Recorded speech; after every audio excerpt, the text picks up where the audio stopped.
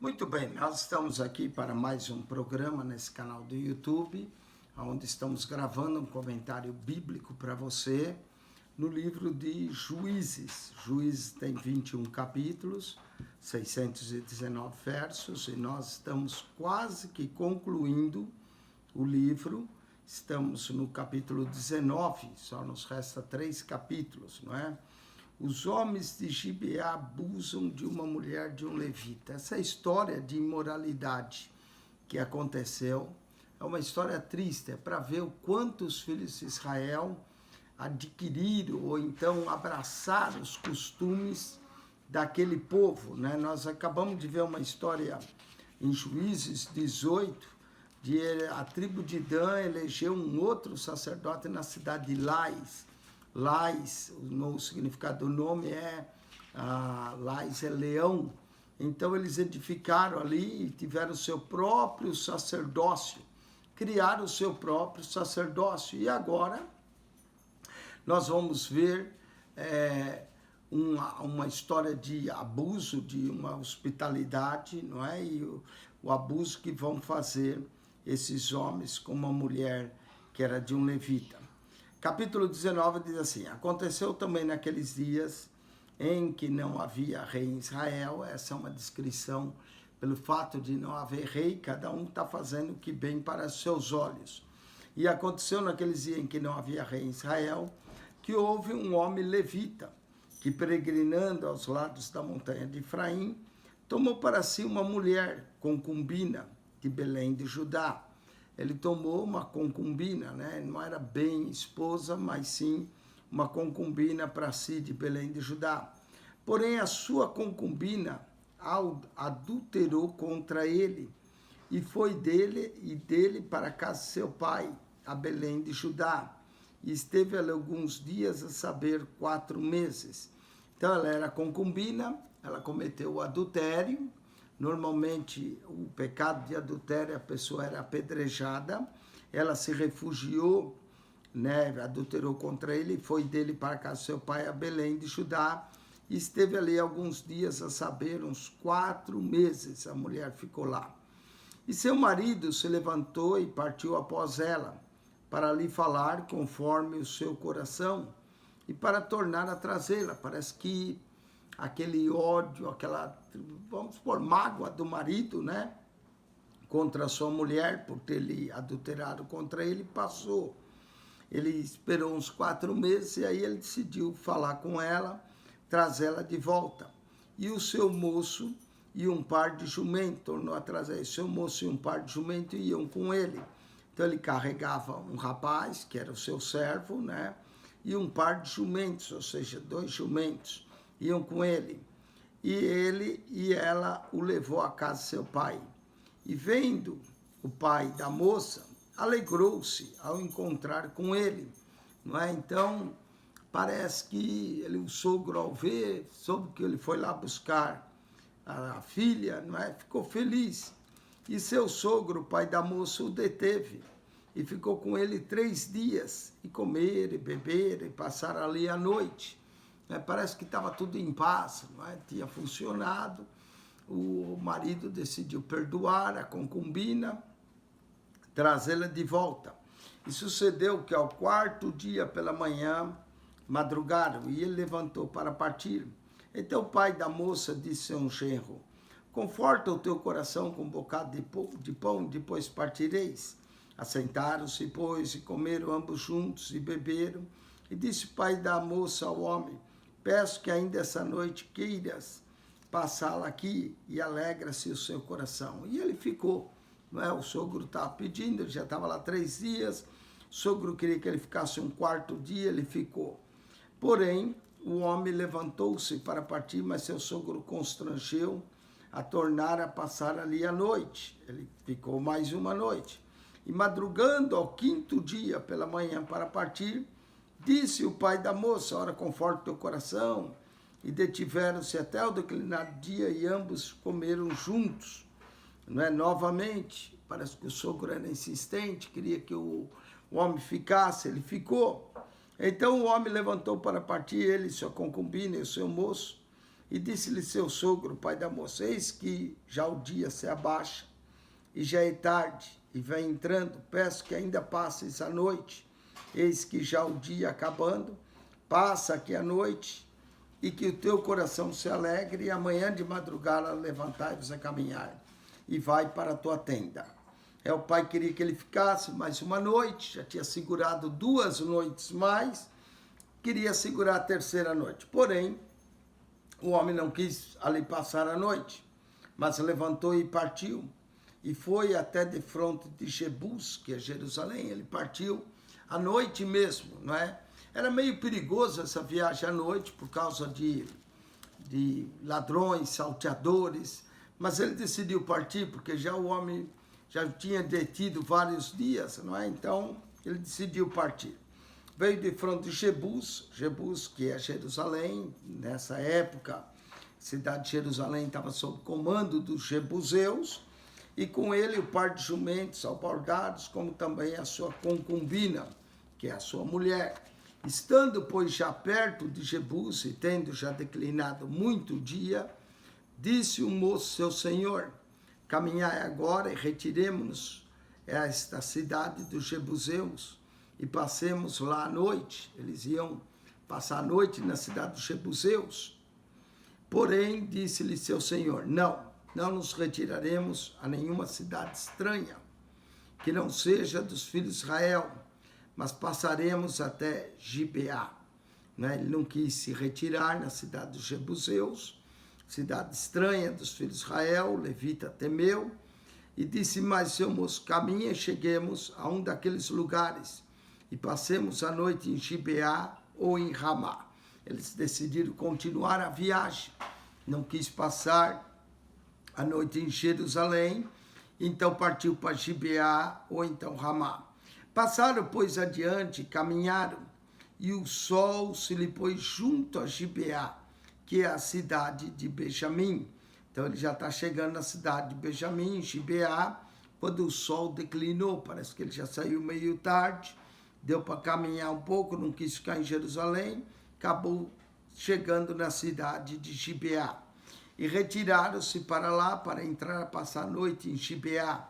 E entrando ele, assentou-se na praça da cidade. Normalmente o estrangeiro ficava na praça, procurando alguém para que o pudesse o recolher, porque não houve quem os recolhesse em casa para ali passarem a noite. Até então, essa história também tem um paralelo aqui com a história de Jesus, né? Quando José chega em Belém, não havia lugar para eles passar a noite na pousada e acabaram ficando numa gruta. Da mesma forma aqui, só que aqui eles estão saindo de Belém, estão chegando em Gibeá, não é? Na cidade, para ali passar a noite. E não havia lugar para ele passar a noite. A história lembra também, quando José chegou com Maria, não havia lugar para eles na estalagem. São paralelas. Verso 16. E eis que um homem velho vinha à tarde do seu trabalho do campo, e esse era homem da montanha de Efraim, mas peregrinava em Gibeá. Era, porém, os homens desse lugar, filhos de Benjamim. Note que todos filhos de Benjamim, não é? Eram os homens desse lugar. Levantando ele, pois, os olhos, viu a esse passageiro na praça da cidade, e disse o velho, para onde vais e de onde vens? Não é? Então o velho perguntou a ele. O velho vai querer hospedá-lo, não é? Fazer a obra de hospitalidade. E ele disse, passamos de Belém de Judá até o lado das montanhas Efraim, de onde eu sou, porquanto fui a Belém de Judá, porém agora vou à casa do Senhor, e ninguém há que me recolha em casa. Né? Ele estava indo em direção a Siló, a casa do Senhor, e não havia quem o recolhesse em casa. Como José e Maria também, em Lucas capítulo 2, não havia lugar para eles na estalagem.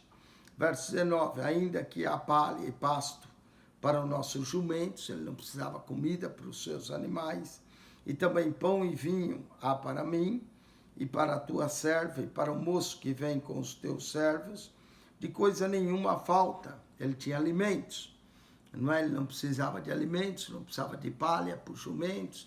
Também ele tinha pão e vinho para a sua provisão.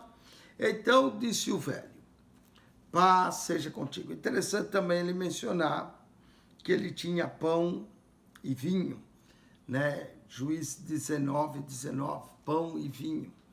Toda vez que você vê pão e vinho na Bíblia, nós lembramos da ceia do Senhor. Esse levita tinha o pão e tinha o vinho, não é? Naquela época não tinha o significado que tem hoje para nós, mas o pão era sempre a provisão e o vinho a bebida. Então disse o velho: paz seja contigo. Tudo quanto te faltar, fique no meu cargo, tão somente não passe a noite na praça. Olha, o velho disse, né? Paz seja contigo, né? Shalom. Tudo que te faltar, fica ao meu cargo, tão somente não passa a noite na praça. Ele não quis ficar na casa do sogro. Se ele saísse bem cedo de madrugada, ele chegava a Siló. Mas esse velho apareceu, falou: não, você vai se hospedar na minha casa, fica ao meu cargo, não passa a noite na praça. E trouxe a sua casa e deu passo aos jumentos, e lavando os pés, comeram e beberam. Era comum, quando recebia um hóspede, lavava os pés. O velho fez as leis de hospitalidade, lavando os pés, comeram e beberam. Estando eles alegrando seu coração, eis que os homens daquela cidade, homens que eram filhos de Belial, homens maus, cercaram a casa, batendo a porta, e falaram ao velho senhor da casa, dizendo: tira para fora o homem que entrou em tua casa, para que o conheçamos. Conheçamos, eles queriam ter intimidade. Homens de Belial, como em Sodoma e Gomorra, eles conheceram, não era oi, prazer, era conhecer, abusar daquele homem, não é? E o velho, claro, como senhor da casa, ele não vai querer permitir isso, porque essa é da lei da hospitalidade. Quem chegava na casa de alguém era responsável. Eles queriam conhecer no sentido de abusar. Homens, filhos de Belial, são chamados. E o homem, senhor da casa, saiu e lhe disse-lhes: não, irmãos meus, não façais semelhante mal, já que esse homem entrou na minha casa, não façais tal loucura. E é toda contra a lei da hospitalidade aquilo. Olha o que o velho oferece. Lembra a história de Ló, quando os homens de Sodoma vieram por causa dos anjos e queriam conhecer os anjos. Então o velho oferece a filha dele: eis que minha filha virgem e a concubina dele tirarei para fora. Vou trazer essas duas mulheres para fora, a filha virgem e a concubina. Humilhai a elas e fazei delas o que parecer bem aos vossos olhos. Porém, esse homem não façais loucura semelhante. Nós não entendemos isso, porque normalmente na nossa cultura o homem defende a mulher. Mas naquela cultura o homem era honrado e a mulher tinha um valor menor. Ele falou: está aqui minha filha, ela ainda é virgem, e eu trago também a concubina dele, e vocês fazem o que quiserem, mas não toca nesse homem, não abusa dele. Porém, aqueles homens não quiseram ouvir. Então aquele homem pegou da sua concubina e la tirou para fora. O próprio levita pegou a concubina, sua mulher, jogou ela para fora, e eles a conheceram e abusaram dela toda a noite até pela manhã. Eles abusaram sexualmente, um abuso. Eram vários homens, né? Vão abusar dessa mulher toda a noite até pela manhã, e subindo a alva a deixaram, não é? Um atrás, o outro foram abusando da mulher. A mulher toda a noite foi violada por esses homens. E ao romper da mulher, veio a mulher e caiu à porta da casa. A noite toda os homens abusando dela, daquele homem onde estava seu senhor, e ficou ali até que se fez claro. Não é? De manhã, levantando-se o seu senhor pela manhã e abrindo as portas da casa e saindo a seguir o seu caminho, eis que a mulher, sua concubina, jazia à porta da casa, com as mãos sobre o limiar da porta, né? Ela estava coitada com as mãos ali. E ele disse, levanta-te e vamos-nos. Pensou que a mulher ainda estava viva, levanta-te, vamos. Porém, ela não respondeu. Então, pô-la sobre o jumento, e levantou-se o homem e foi para o seu lugar. Chegando, pois, à sua casa, ele a levou morta. Chegando, pois, à sua casa, tomou um cutelo e pegou na sua concubina e a despedaçou. Ele esquartejou a mulher toda, com seus ossos em 12 partes, e enviou por todos os termos de Israel. Olha só, ele pegou a mulher morta, colocou sobre o seu jumento, foi embora a sua viagem. Quando chegou lá, ele pegou o cutelo, cortou ela em 12 partes, braço, perna, partes da mulher, do estômago, né? Toda a mulher ficou toda esquartejada em 12 partes. Ele cortou ela, despedaçou com seus ossos em 12 partes e enviou por todos os termos de Israel. Enviou pedaço da mulher por todos os termos de Israel. E sucedeu que cada um que tal via dizia, nunca tal se fez, nem se viu desde o dia em que os filhos de Israel subiram da terra do Egito até o dia de hoje. Ponderai isso no coração, considerai e falai. Aquilo foi um escândalo, não é? Esse homem levita despedaçar sua mulher toda e enviar as 12 tribos de Israel, trouxe um escândalo, as pessoas nunca viram isso. Então, capítulo 20, então todos os filhos de Israel saíram e a congregação se ajuntou como se fora um só homem.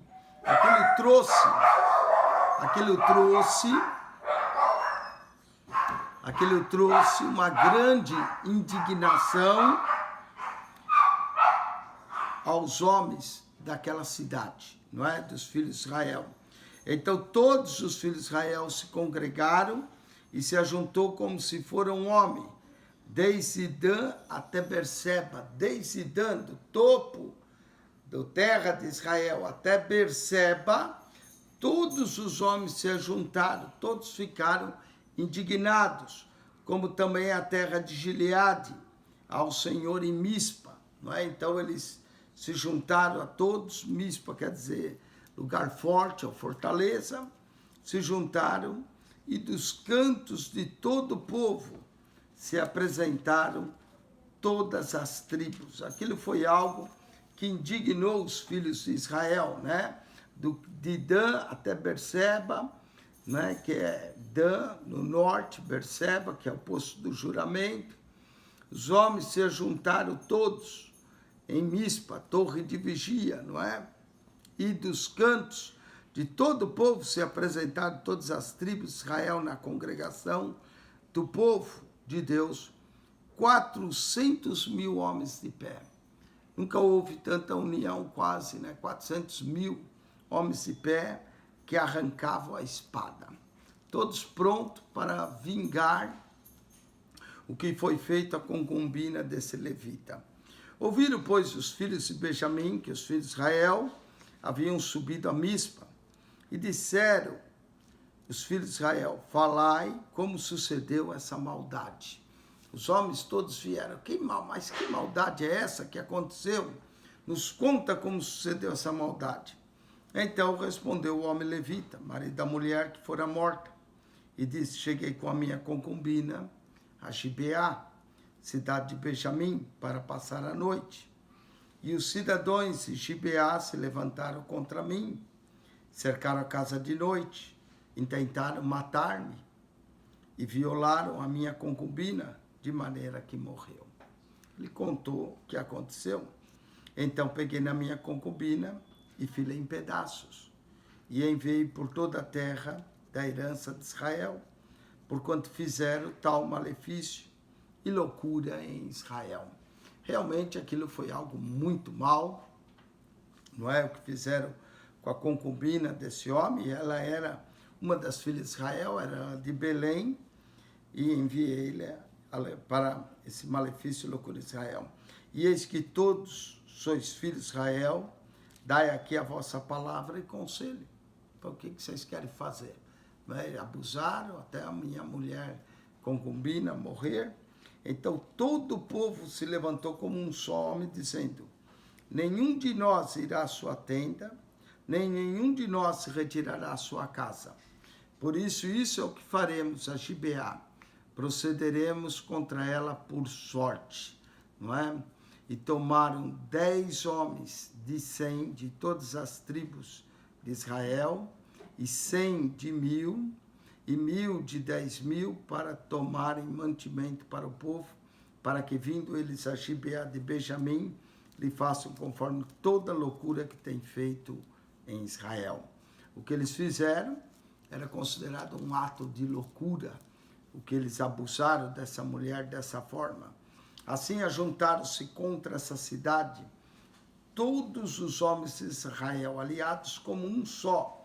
Note, agora vai ficar todas as tribos de Israel contra a tribo de Benjamim, contra a cidade de Gibeá, né? Unidos, nós sempre somos mais fortes, não é? Então, houve uma união, unir para resolver o caso, resolver o que aconteceu. E as tribos de Israel enviaram homens por toda a tribo de Benjamim, dizendo: que maldade é essa que se fez entre vós? Estão chamando toda a tribo à responsabilidade.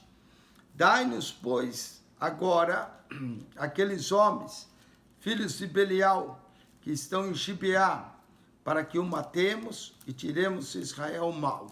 Eles queriam vingar a mulher, não é? Então, falaram aos homens de Gibeá: entregue esses homens mal, para que nós o matemos. Porém, os filhos de Benjamim não quiseram ouvir a voz de seus irmãos, os filhos de Israel.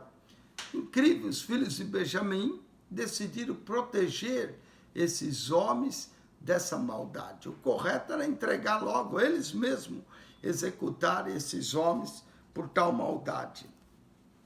Antes, os filhos de Benjamim se ajuntaram das cidades em Gibeá para sair a pelejar contra os filhos de Israel. Uma verdadeira guerra civil, não é? A segunda que nós vemos aqui no livro de Juízes. A primeira foi logo no capítulo de Juízes, quando Gideão, não é, teve que lutar contra os efraimitas, no capítulo 8. Então, Gideão também, os efraimitas vieram contra Gideão por ele não ter chamado eles, não é, à luta, e Gideão tem que acabar de apaziguar os efraimitas. E então nós vemos também que isso aconteceu antes com os efraimitas. Agora, os da tribo de Benjamim, antes os filhos de Benjamim se ajuntaram às cidades em Gibeá para sair a pelejar contra os filhos de Israel. Que absurdo! Os filhos de Benjamim não queriam entregar esses homens. Acharam que aquilo era um ultraje, os filhos de Israel querer aqueles homens. E contaram-se naquele dia dos filhos de Benjamim, das cidades, 26.000 homens, bastante homens dos filhos de Benjamim, que arrancavam a espada, fora os moradores de Gibeá, de que se contaram 700 homens escolhidos. Olha só, 26.000 dos filhos de Benjamim se ajuntou. Vai haver aqui uma verdadeira guerra civil, mas claro, os filhos de Benjamim vão acabar levando a pior, porque os filhos de Israel todos eram 400.000, ainda que eles fossem muitos, mas vão acabar perdendo a batalha, não é? E entre todo esse povo havia 700 homens escolhidos, canhotos, igual Eude também era canhoto. Parece que os benjamitas eram canhotos, vários homens, 700 aos quais todos atiravam com funda uma pedra, um cabelo que não errava. Parece que os benjamitas eram canhotos, né? E conseguiam atirar com a mão esquerda pedras com funda, igual Davi fez com o gigante. E eles podiam atirar até um fio de cabelo, que eles não erravam. Eram homens bons de pontaria, não é? Apesar de serem canhotos. E contaram-se dos homens de Israel afora, os de Benjamim, 400.000 homens que arrancavam a espada, e todos eles homens de guerra. 700 homens que atiram pedras, confundam, mas contra 400.000 homens, o que é isso? Não é? Então, nós vamos agora para a batalha. E levantaram-se os filhos de Israel e subiram a Betel e perguntaram a Deus e disseram: quem dentre nós subirá primeiro a pelejar contra Benjamim? E disse o Senhor: Judá subirá primeiro. Eles foram consultar ao Senhor e o Senhor respondeu que Judá subiria primeiro. Levantaram, pois, os filhos de Israel pela manhã e acamparam-se contra Gibeá. Então a cidade estava lá com todos aqueles homens. Os filhos de Israel vieram, Judá está ali também acampado, os homens de Judá, todo Israel. E os homens de Israel saíram a peleja contra Benjamim. E ordenaram os homens de Israel contra eles a peleja ao pé de Gibeá. Então os filhos de Benjamim saíram de Gibeá e derribaram por terra naquele dia 22.000 homens de Israel. Então no primeiro dia parece que os filhos de Benjamim levaram a melhor. Nós chegaram a derrubar 22.000 homens de Israel. Que coisa, que matança tremenda, não é? Porém esforçou-se o povo dos homens de Israel e tornaram a ordenar a peleja no lugar onde no primeiro dia tinham ordenado. E subiram os filhos de Israel e choraram perante o Senhor até a tarde e perguntaram ao Senhor, dizendo: tornar-me-ei chegar a peleja contra os filhos de Benjamim, meu irmão? E disse o Senhor: subi contra ele. Chegaram, pois, os filhos de Israel aos filhos de Benjamim no dia seguinte. Também os de Benjamim no dia seguinte saíram-lhe ao encontro, fora de Gibeá, e derribaram ainda por terra mais 18.000 homens de todos que arrancavam a espada. Imagine só, eles já tinham derrubado 22.000, no segundo dia derrubaram mais 18.000. Então todos os filhos de Israel e todo o povo subiram e vieram a Betel, e choraram, estiveram ali perante o Senhor, e jejuaram aquele dia até a tarde, e ofereceram holocaustos e ofertas pacíficas perante o Senhor. Então eles vieram para clamar ao Senhor por misericórdia, ofereceram holocaustos. Eles não entendiam por que eles estavam perdendo a batalha quando o Senhor dizia: sobe. E os filhos de Israel perguntaram ao Senhor, porquanto a arca do concerto de Deus estava ali naqueles dias, não é? A arca do concerto, que indicava a presença de Deus. Ela estava ali naqueles dias, a arca estava ali do concerto. E Finéias, note que essa história, ao mencionar Finéias, nós estamos falando em torno do ano 1365, essa história aqui, não é? Finéias. Por isso que eu digo, o livro de Juízes, quando você lê, ele não está exatamente na ordem cronológica. Do capítulo 3 ao 16, até a história de Sansão, nós podemos contar mais ou menos a ordem cronológica, mas essa história, ela volta no tempo, depois de Sansão, ela é bem antes de Sansão, essa história. Ela volta no tempo. Note que Finéias ainda é vivo, filho de Eleazar, filho de Arão, estava perante ele naqueles dias, dizendo: sairei ainda mais a pelejar contra os filhos de Benjamim, meu irmão, ou pararei? Eles já tinham perdido 40.000 homens, eles tinham 400.000, mas 40.000 já tinham morrido. Uma grande matança. E disse: Senhor, subi, que amanhã te entregarei na mão. Não é? Então, os primeiros 2 dias da batalha foi terrível. 22.000 no primeiro, 18.000 no segundo, 40.000. Então Israel pôs emboscadas em redor de Gibeá. E subiram os filhos de Israel ao terceiro dia contra os filhos de Benjamim, e ordenaram a peleja junto a Gibeá, como das outras vezes. Então os filhos de Benjamim saíram ao encontro do povo, e desviaram-se da cidade, e começaram a ferir alguns do povo, atravessando como das outras vezes pelos caminhos, um dos quais sobe para Betel e outro para Gibeá pelo campo, alguns 30 dos homens de Israel.